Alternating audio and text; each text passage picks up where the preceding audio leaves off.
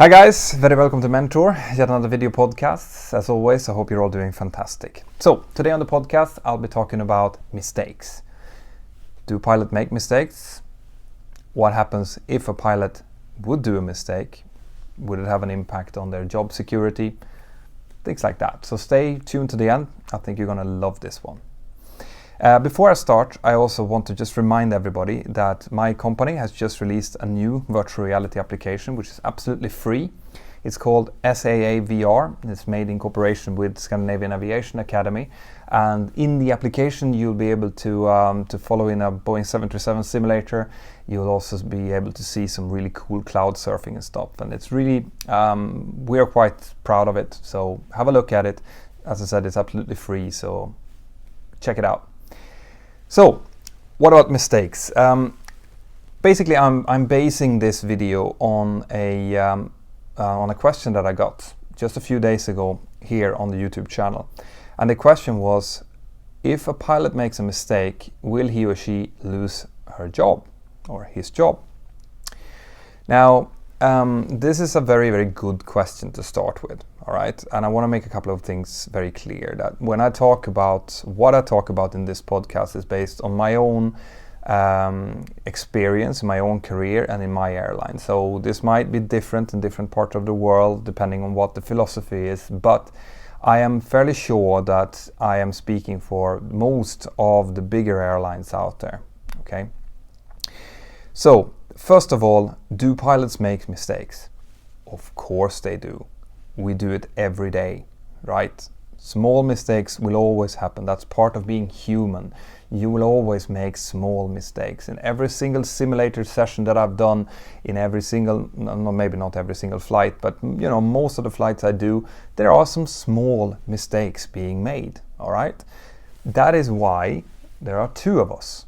Okay, we're picking up each other's mistakes, and in most cases we're talking about minuscule mistakes, like maybe a too late call out or a call out being made wrong or omitted or something like that.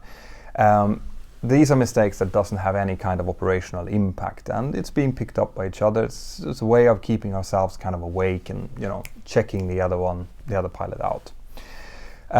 Mistakes like that does not have any kind of impact on your career. The company doesn't care. They know that you're a human. They expect these things to do. But we do have quite a few tools in our toolbox to keep these mistakes, we call them errors, from happening. And first of all, the first key thing is that you have to be aware of the fact that you will make errors. If you're aware of that, it means that you will be guiding against them. You'll be vigilant in searching for errors in your own behavior, and that's really important. So you need to be aware that you will make errors and constantly scan for them. Okay. Next thing is you need to follow standard operating procedures, because by following that you will be able to make less mistakes, because if you do something repetitively, it's more likely that you will pick up if something feels wrong. All right. That's why we, in the Boeing philosophy, have scan flows, because you do the scan flows in the same way all the time, which means that it physically feels weird if you omit something, and that's a way to pick up an error, right? It's also, the SOPs are also formed so that the other pilot will know what to expect you to do. So if you omit something, it will be very obvious for the other person that you have omitted something. That's how the SOPs work, so that both pilots will be very aware of what should be done at every given moment. I hope that makes sense. Right. So yes, errors are being made. Most of them are being picked up. So what about if you make an error that has some more severe consequences? As in, maybe you miss something that leads you into a traffic avoidance maneuver, for example, or a level bust, or something that is deemed to be a bit more serious. Well, what happens then is that you have to be very honest with that mistake. So once you get down on the ground, depending on what it is, in some cases we have to pull the cockpit voice recorder circuit breaker to preserve the conversations that happened around the incident, so that we can show that in an investigation. That's for very severe things. For other things that are a little bit less severe but still reportable, you have to go in after your flight duty and write an honest report about what happened and what your view of what happened was. Okay, and I cannot overemphasize this. You have to be sincere and honest when you do these things, guys, because there are a couple of good reasons for that. But one of the reasons is that the airline, when they get a report, even if they don't get a report, we have a monitoring system built into the aircraft, and most modern airlines have that, which means that that monitoring system is constantly monitoring what the aircraft is doing. If any parameter is outside of limits, it will send off an email to certain people saying that this has happened on this flight. Now, if that is being sent off from the system, but it doesn't correspond with a report, that will flag some things for the airline.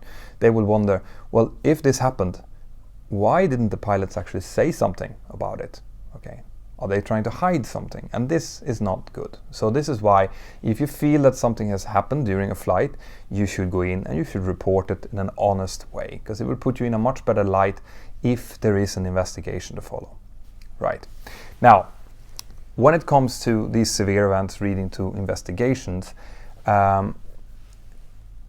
they might or might not happen depending on the severity of the incident, okay? But once again, I just want to emphasize that you have to be honest, okay? What might happen is that if the investigation shows that the error was made because of a lack of knowledge or a lack of skill, for example, then it's very likely that the aviation authorities and your airline is going to want the airline to do something about it. And what that was going to mean for you is most likely that you will be taken in for some extra training. That might be theoretical retraining if that's what's lacking, or it might be practical retraining in a simulator. But, you know, some kind of action needs to be taken.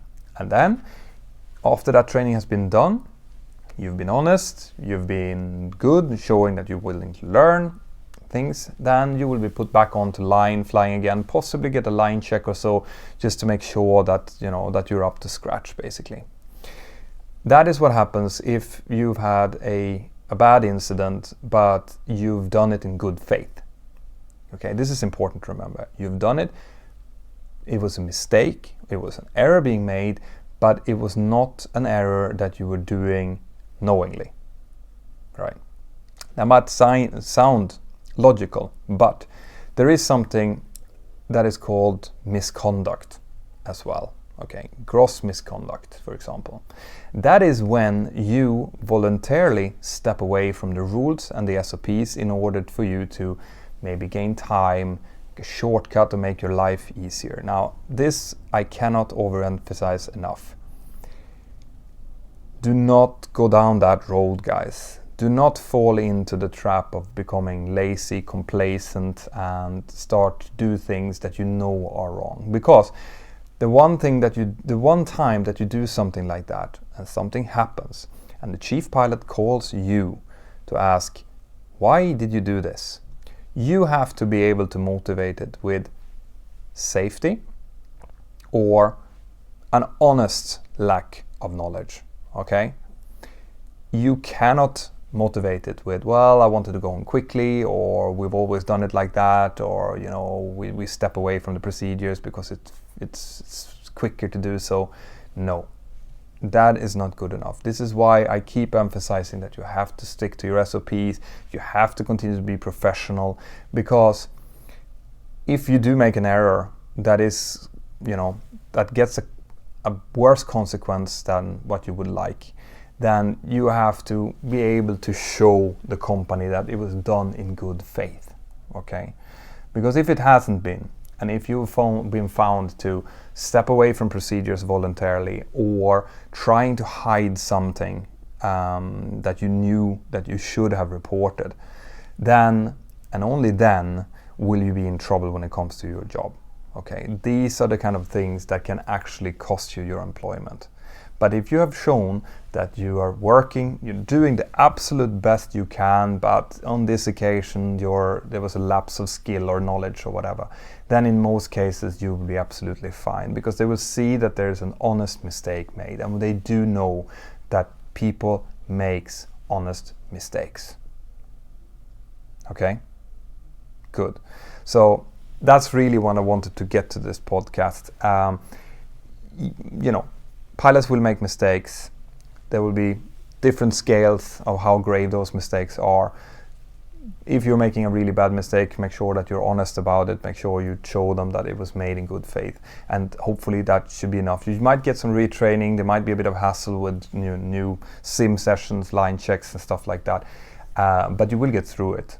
But if you've made a mistake or an error based on you skipping rules, that is not good. Okay, so remember that. Guys, I hope that you like this podcast. Make sure that you tell your friends about my YouTube channel and about my podcast. I'm trying to grow the channel still, so all of your help is greatly appreciated. If you haven't already, press the subscribe button below and keep sending me those questions, because as you can see, I read all of these questions. I might not have time to answer all of them immediately, but I read them all, and if I find a question that I think is particularly interesting, I will make a podcast about it. So keep sending in those questions, keep telling people about the YouTube channel, and I wish you all a fantastic day, and I'll see you next time.